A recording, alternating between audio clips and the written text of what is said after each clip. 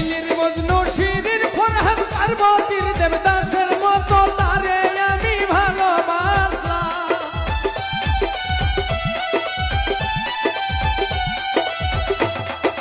লাইলির মজনু শিরির ফরহাদ পার্বতীর দেবদাসের মতো তারে আমি ভালোবাসলাম।